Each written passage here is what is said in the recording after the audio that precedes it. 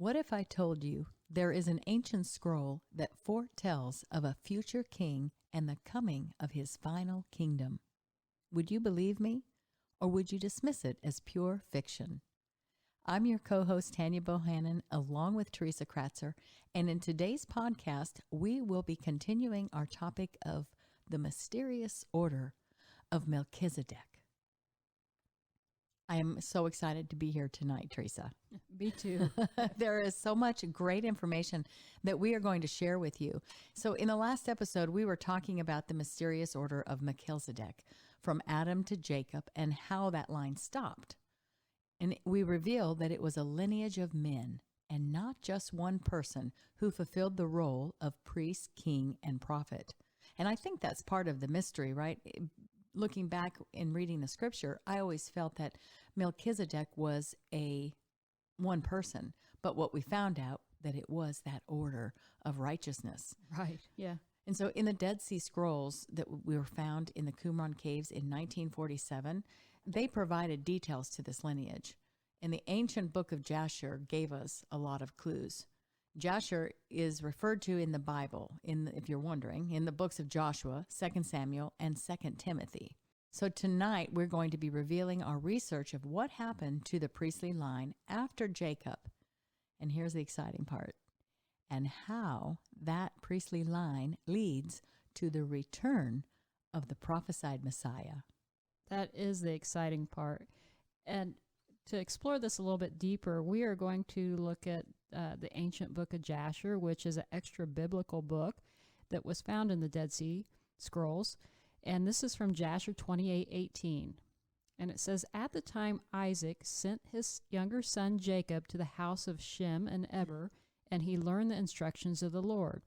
And Jacob remained in the house of Shem and Eber for 32 years. And we know that Shem was the son of Noah here.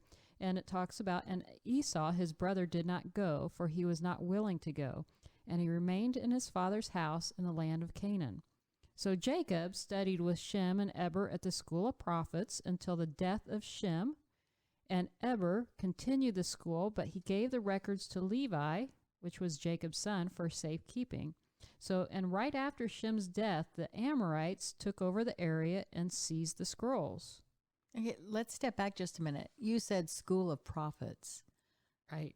There was a school of prophets back in the ancient biblical days. There was a school of prophets. Absolutely. I would have liked to have attended that school. It would have been pretty interesting, I think. Well, let's have a quick discussion of the Amorites. Who were they? Yeah, this is pretty interesting because we have a strange scripture in Genesis 6:4, and it's often overlooked. But let me go ahead and read this, and this is from the Living Bible translation.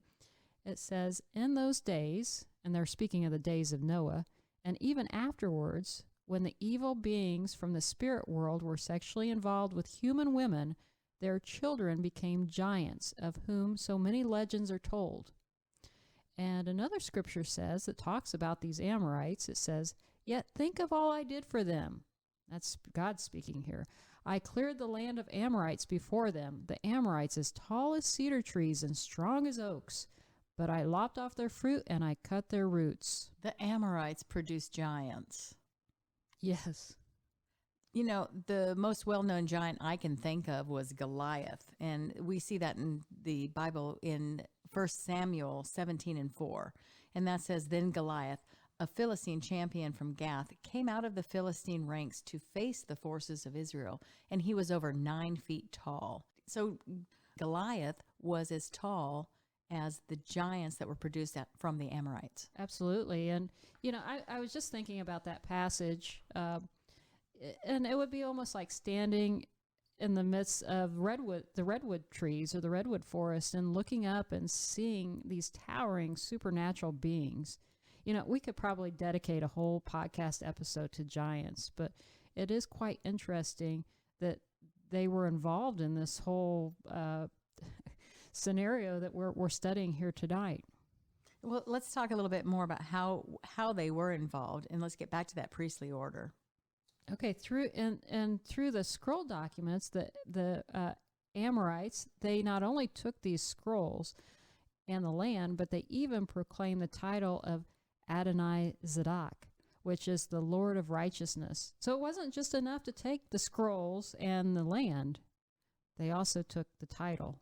So what we're looking at here then is the attempted theft of that priestly order and the very name of the God of righteousness.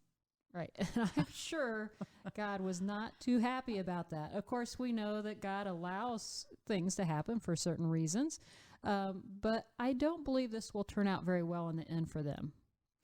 So then we go on to Levi, who was Jacob's son. He had several dreams concerning his priesthood, and the Lord confirmed this by a vision that he gave to his father, Jacob. And this is recorded in the Testament of Levi. After 2 days, Judah and I went up to Isaac, after our father and my grandfather blessed me according to all the words of the visions that I had seen. He would not come with us to Bethel, but when he came to Bethel, my father Jacob had a vision concerning me, that I should become a priest unto the Lord. And he rose up early in the morning, and he paid tithes of all the Lord through me. So now what we have here then is a transition from the order of Melchizedek to the priestly order of Levi. So it's like God put the Melchizedek order on pause until we discover later how the new order arrives. Right, and even through the tithes that we see, the tithes were paid through Melchizedek at the time, and now they are transferred to Levi. So we understand then Levi, then from there, he handed the high priest to his son Kohath. And we get that information right from the Testament of Kohath, which says, "You must keep the priesthood in every way that I have commanded you. Amram, my son, I command you and your descendants, given to Levi my father, which he in turn gave to me, along with all my writings as a witness. You must take care of them. They are for you and your descendants, and in them is great worth. It is important that they be carried on with you." And what is the Testament of Kohath, Teresa, where we're reading this from?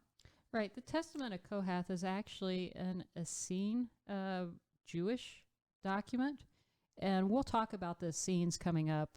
They have some interesting beginnings around the Qumran caves, and so we'll talk about that here coming up.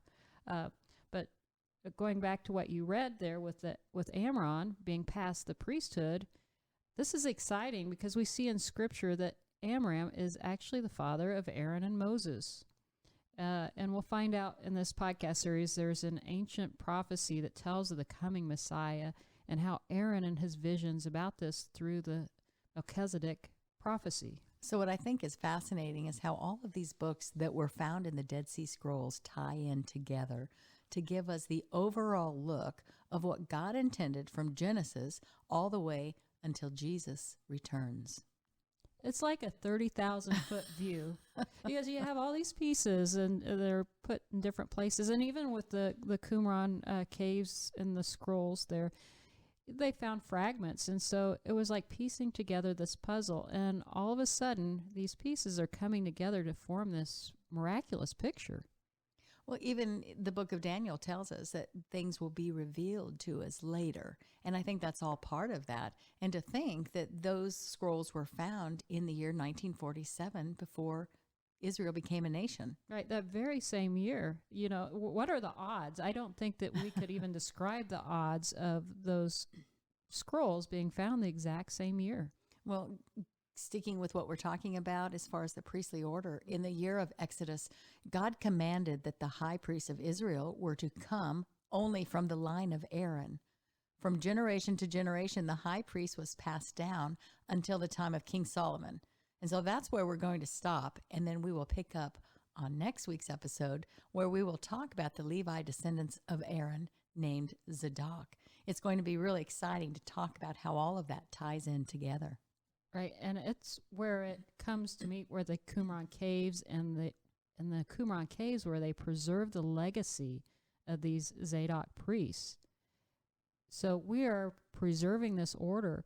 God has supernaturally preserved this order. And again, how amazing is it that we have the Dead Sea Scrolls as a reference to some of these accounts?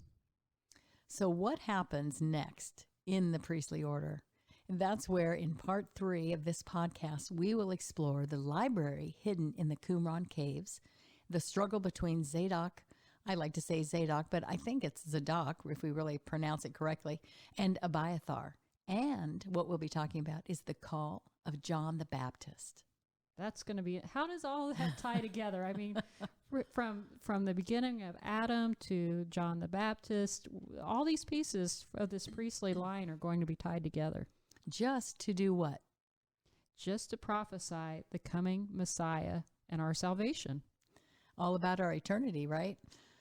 Thank you so much for listening. Please join us on our Patreon account at patreon.com/Kingdom Countdown, where you will get up-to-date podcast information concerning the coming kingdom. And the first 50 subscribers will receive a free copy of our book called Expect Victory. And make sure that you like, share, and subscribe this podcast. We cannot wait to continue this conversation with you next Friday as we talk about the mysterious order of Melchizedek.